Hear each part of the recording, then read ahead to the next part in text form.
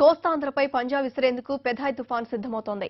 ఆగ్నేయ బంగాళాఖాతంలో ఏర్పడిన వాయుగుండం ప్రస్తుతం ఉత్తర వాయువ్యంగా ప్రయాణిస్తోందని వాతావరణ కేంద్రం హెచ్చరించింది.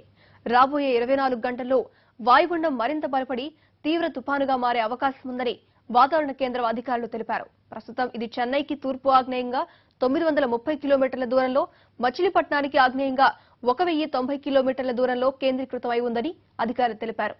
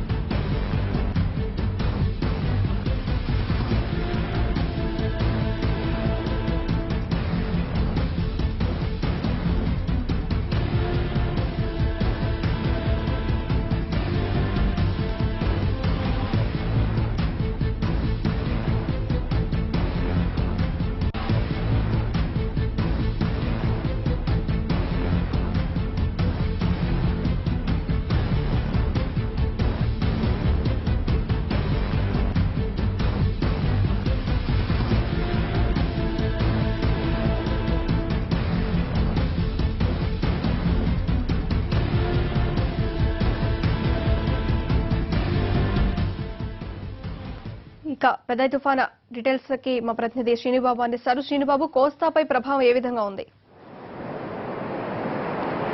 మౌనిక, ఆగ్నేయ బంగాళాఖాతంలో కొనసాగుతున్న తీవ్ర వాయుగుండం గంటకు బలపడి తీరం వైపు దూసుకొస్తున్న పరిస్థితి కనిపిస్తుంది. ఇది ప్రస్తుతం చెన్నైకు తూర్పు ఆగ్నేయంగా 710 కిలోమీటర్లు, మచిలీపట్నానికి దక్షిణ ఆగ్నేయంగా 910 కిలోమీటర్ల దూరంలో కేంద్రీకృతమైంది. గంటకు 11 కిలోమీటర్ల వేగంతో పశ్చిమ వాయువ్య దిశగా తీరం వైపు దూసుకొస్తున్న పరిస్థితి. మరికొన్ని గంటల్లో ఇది తుఫానుగా మారుతుంది. ఆ తర్వాత 24 గంటల్లో ఇది తీవ్ర తుఫానుగా మారుతుందని చెప్పి భారత వాతావరణ శాఖ అంచనా వేస్తుంది. ఈ నేపథ్యంలో ఇది తుఫానుగా మారితే కోస్తా తీర ప్రాంతంలో పెద్ద ఎత్తున ప్రభావం ఉంటుంది. భారీ నుంచి అతి భారీ వర్షాలు నమోదయ్యే అవకాశం ఉంది. బలమైన తీరం వెంబడి బలమైన ఈదురుగాలు కూడా వీస్తాయని చెప్పి రాష్ట్ర ప్రభుత్వానికి హెచ్చరికలు జారీ చేసింది. ఈ నేపథ్యంలో రాష్ట్ర ప్రభుత్వం కూడా ఈ తీవ్ర వాయుగుండం పరిస్థితిని ఎప్పటికప్పుడు సమీక్షిస్తున్న పరిస్థితి. ఇప్పటికే ముఖ్యమంత్రి చంద్రబాబు ఉదయాన్నే మొత్తం జిల్లా అధికారులతో సమావేశం నిర్వహించడం జరిగింది. ఈ నేపథ్యంలోనే ప్రభుత్వ ప్రధాన కార్యదర్శి అనిల్ చంద్ర పునేటా కూడా ఇప్పటికే జిల్లా అధికారులతో ఎప్పటికప్పుడు పరిస్థితిని సమీక్షిస్తున్నారు. ఈ తీవ్ర వాయుగుండ ప్రభావం ఈ తీర ప్రాంత జిల్లాలపై ఉండే అవకాశం ఉన్నందున ఎటువంటి చర్యలు తీసుకోవాలి, దాన్ని ఎదుర్కోవడానికి ఒకవేళ తుఫానుగా మారి బీభత్సం సృష్టిస్తే ఎటువంటి ప్రాణ నష్టం జరగకుండా ఎలాంటిగా చర్యలు తీసుకోవాలనే దానిపై ఎప్పటికప్పుడు పరిస్థితిని సమీక్షిస్తున్నారు. అదేవిధంగా 1100 కాల్ సెంటర్ ద్వారా ఎప్పటికప్పుడు పరిస్థితిని సమీక్షిస్తూ ఏదైతే సంబంధిత శాఖ అధికారులతో పాటు లోతట్టు ప్రాంతాలు అదేవిధంగా తీర ప్రాంతాలు ఉండే ప్రజలను కూడా అప్రమత్తం చేస్తున్న పరిస్థితి.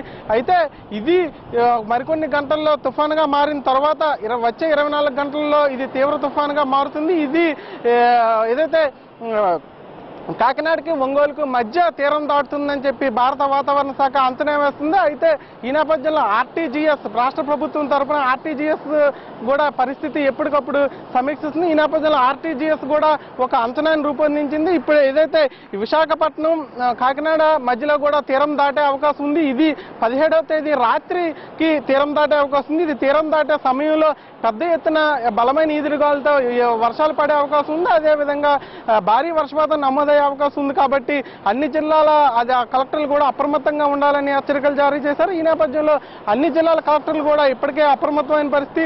ఎవరైతే సంబంధిత ఫైర్ సేఫ్టీ అధికారులు అదేవిధంగా ఎన్డీఆర్ఎఫ్ ఎస్డీఆర్ఎఫ్ తో పాటు రెవెన్యూ సిబ్బందిని కూడా తీర ప్రాంతాల్లో ఉండే గ్రామాల ప్రజలందరినీ కూడా అప్రమత్తం చేస్తున్నారు. ఎప్పటికప్పుడు పరిస్థితిని సమీక్షిస్తున్నారు. ఒకవేళ భారీ వర్షాలు కానీ నమోదైతే ఇప్పుడు ఇన్ని రోజులు కూడా పండించిన పంట నష్టం ఎక్కువగా జరిగే అవకాశం ఉంటుంది. ఈ నేపథ్యంలో ఆ పంట నష్టాన్ని కూడా తగ్గించడానికి సాధ్యమైనన్ని చర్యలు చేపట్టాలని చెప్పి రాష్ట్ర ప్రభుత్వం భావిస్తుంది. అదేవిధంగా ఎటువంటి ప్రాణ నష్టం కూడా జరగకుండా చర్యలు తీసుకోవాలని ఇప్పటికే ముఖ్యమంత్రి చంద్రబాబు ఆదేశాలు జారీ చేశారు. ఈ నేపథ్యంలో అధికార యంత్రాంగం అయితే పూర్తి స్థాయిలో సన్నద్ధంగా ఉన్నారు. అయితే మొన్న సంభవించిన తిత్లీ తుఫాన్తో ఇప్పుడిప్పుడే కోలుకుంటున్న ఆంధ్రప్రదేశ్ మళ్ళీ ఏదైతే ఈ మరో తుఫాన్ రూపంలో వస్తుందని చెప్పి అయితే కొంత భయాందోళన వ్యక్తం చేస్తున్న పరిస్థితి. ఏదైతే మరికొన్ని గంటల్లో ఈ తుఫాన్గా మారే అవకాశం ఉంది. ఇప్పటికే ప్రభావం అయితే స్పష్టంగా కనిపిస్తుంది. తీరం అంతా కూడా కొంత